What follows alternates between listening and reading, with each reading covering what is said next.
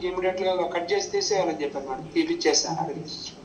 దాని తర్వాత అదే కొద్ది రోజుల క్రితం లాస్ట్ ఆగస్ట్ లో మా కోచ్ గారి తర్వాత పరిచయం అన్నారు న్యూట్రిషన్ లో.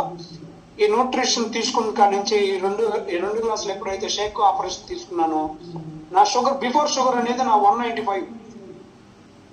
బిఫోర్ షుగర్ అనేది తినక ముందు 195 ఉంది, తినిన తర్వాత 350, 400 షుగర్ ఉండేది మేడం.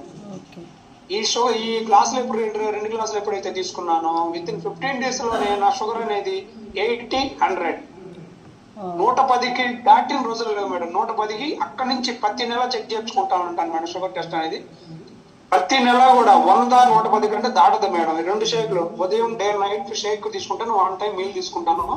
మెయిన్ రీజన్ ఏంటంటే ఫుడ్ హ్యాబిట్స్ మార్చుకున్నాను మేడం. నేను కంట్రోల్ పెట్టుకుంది ఏంటంటే ఫుడ్ హ్యాబిట్స్. మాది hotel madam, tea shop, cool drink shop, tiffin hotel అనమాట. అన్ని మొత్తం మీద ఉదయం 3 గంటలకు షాపు తీస్తే నైట్ 11